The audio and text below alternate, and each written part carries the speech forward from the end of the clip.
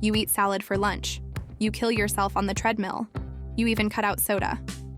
And yet, every morning, that stubborn belly fat is still there, looking back at you in the mirror, a frustrating reminder that your effort isn't working. The blame isn't on what you eat for dinner.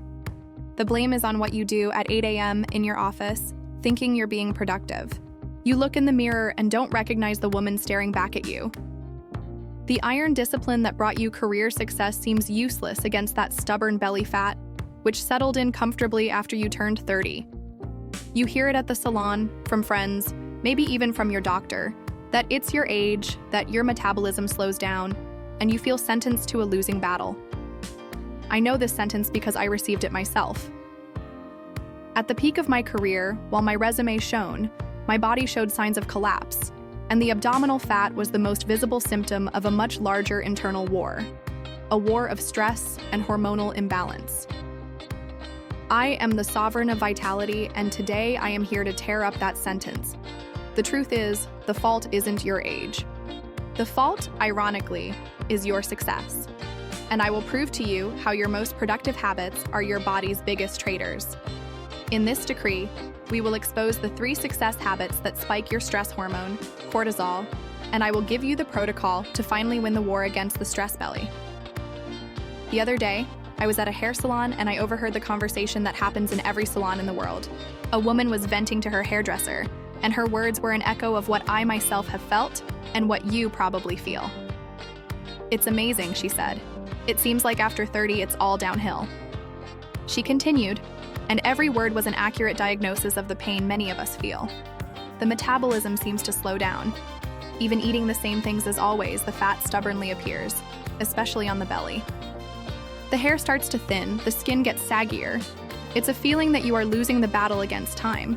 And of all these frustrations, the most visible one, the one that bothers you most when you get dressed for an important meeting, is that belly fat.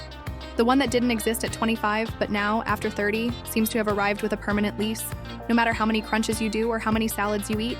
Most people, and perhaps even some health professionals, will tell you this is normal, that it's your metabolism slowing down with age, and that you just need to eat less and exercise more. They hand you a sentence of conformity, not a strategy of power, but I am here to give you a decree of liberation. This belly fat has nothing to do with your age. It has a name, a cause, and most importantly, a solution. The root cause is not a slow metabolism.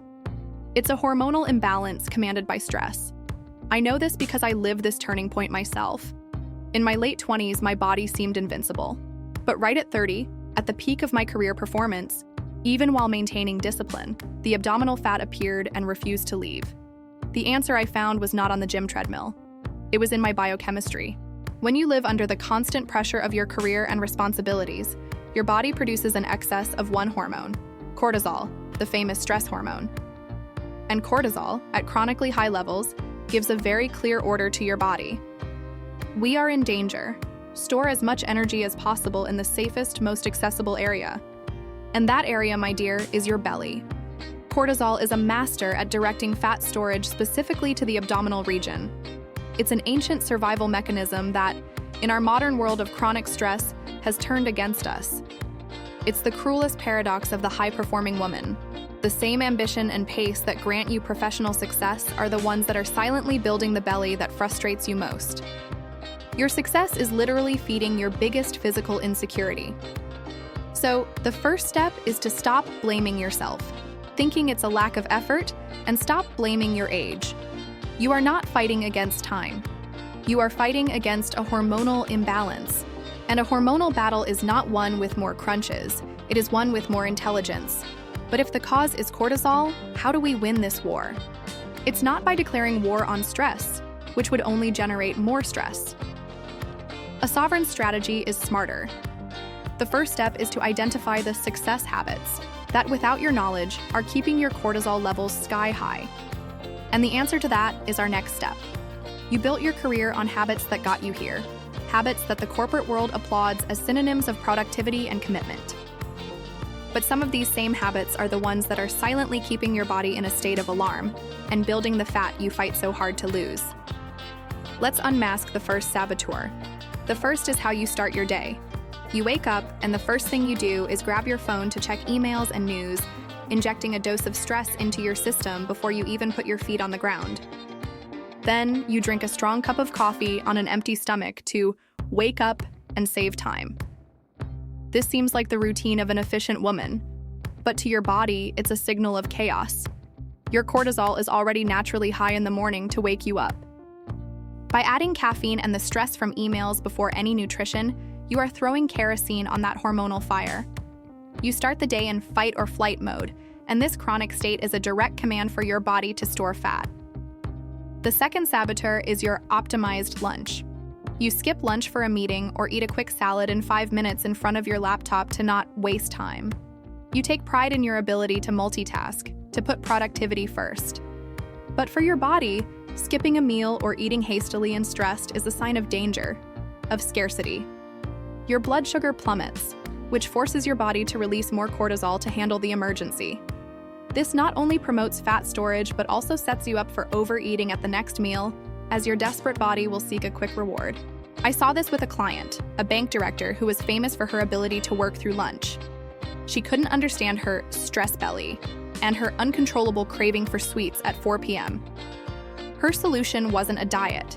It was to decree a 20-minute, screen-free break for a real lunch. That alone began to regulate her cortisol and her cravings. The third saboteur is your punitive workout. After a stressful 10-hour day, you go to the gym and subject yourself to a high-intensity class, or run for an hour on the treadmill to burn off stress and compensate for the day. You believe that more sweat and more effort are the answer. But in a body already drowning in cortisol, an exhaustive workout is not a relief. It is just another stressor. It can raise your cortisol levels even higher, worsening inflammation and making it even harder to burn abdominal fat. You are not burning off stress. You are adding more stress to an already overloaded system. A sovereign's mindset shift is to trade the more is better philosophy for smarter is better. It's about stopping the fight against your biology and starting to work with it, using strategies that calm and balance you, instead of further depleting you. Now that you've unmasked the habits that sabotage you, you must be asking, okay, Sovereign, so what do I do? How should I start my day? What do I eat? The answer isn't in a restrictive diet, but in a strategic upgrade. And it all starts with the Power Breakfast Protocol. You will not start your day with restriction or another coffee on an empty stomach. You will start your day with power. The Power Breakfast Protocol is your first decree to take control of your cortisol and teach your body to use fat as fuel instead of storing it. The goal of this first meal of the day is twofold. First, to stabilize your blood sugar to avoid the spikes and crashes that generate sugar cravings. Second, to provide the raw material your hormones need to operate in harmony, sending a signal of calm and satiety to your brain. The structure of this breakfast is based on 3 non-negotiable pillars. The first is protein. Think eggs, full-fat Greek yogurt, unsweetened, or a high-quality protein powder. Protein is what gives you real satiety and signals to your body that it has the building blocks it needs. The second pillar is elite fat. Avocado, olive oil, walnuts, almonds, chia seeds. Healthy fats are the mothers of your hormones. Without them, your system falls out of balance. They are also essential for keeping your energy stable for hours on end. The third and final pillar is fiber, mainly from vegetables. A handful of spinach in your eggs, some kale in your smoothie. Fiber feeds your army of good gut bacteria and ensures that the energy from your meal is released slowly and steadily. So, what does this look like on a plate? Think 2 or 3 eggs scrambled in olive oil, with a handful of spinach and half a sliced avocado on the side. Or a smoothie made with protein powder, a spoonful of chia seeds, and a spoonful of almond butter. This is the exact opposite of coffee with toast, a bowl of cereal with skim milk, or a glass of orange juice. These traditional breakfasts are a sugar bomb that starts the cycle of insulin spikes, energy crashes, and consequently, the storage of belly fat. I used to live on coffee and a piece of toast in the morning, rushing to work. I called it efficiency. In reality, it was the perfect recipe for the 3 p.m. fatigue and the stress belly. Switching to a power breakfast was the change that gave me stable energy for the first time in years. Mastering breakfast is the first step, but understanding how to apply these principles of hormonal balance to all your meals, lunch and dinner, and how to deconstruct the mental habits that lead you to make the wrong choices. For the sovereigns who no longer have time to waste in a cycle of trial and error and want the complete map to retake control now, I detail this reprogramming system in my guide, The End of Self-Sabotage. The link is in the first pinned comment. Now that you have the protocol to start the day in command, how do we maintain this stability during the afternoon? How do we avoid the 4 p.m. crash that leads you straight to the office candy machine? The answer lies in a strategic snack, and that is our next step. The battle for your night, as we've seen, is won during the day, and your most vulnerable point is not dinner, but the death valley of 4 p.m.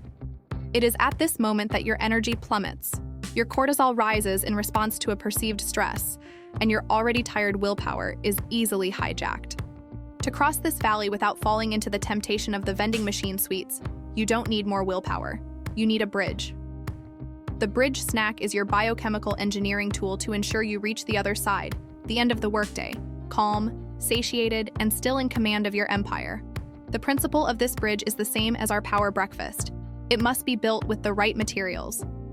The structure must be rich in protein and elite fats, with the absolute minimum of sugar. The goal is to keep your blood sugar stable, avoiding the spike and crash that would lead you directly to overeating at dinner. What does this bridge look like in practice? Think of simple options you can keep in your office drawer. A handful of almonds or walnuts, 2 squares of dark chocolate, 85% cacao or more, a hard-boiled egg you brought from home, a small avocado with a pinch of salt, slices of cucumber with a good quality hummus. This is the exact opposite of the healthy cereal bar, the fruit eaten alone, or that specialty coffee full of sugar in the mid-afternoon. Those snacks are, in fact, launch pads for the energy crash and for the fierce craving for carbs and sweets that haunts you at night. My office drawer used to be a graveyard of fit bar wrappers. I would eat one at 4 p.m., and by 5 p.m. I was hungry, irritable, and with a brain fog that prevented me from finishing the day with clarity. Switching to a handful of nuts and an unsweetened tea was revolutionary. The craving disappeared, and my mental clarity at the end of the day doubled. I want to see who the sovereigns are that command every detail of their day. The mindset here is a fundamental shift. You are not snacking or cheating on your diet. You are preventively and strategically managing your energy, your mood, and your hormones for the rest of the day. It is a CEO's decision, not a moment of weakness.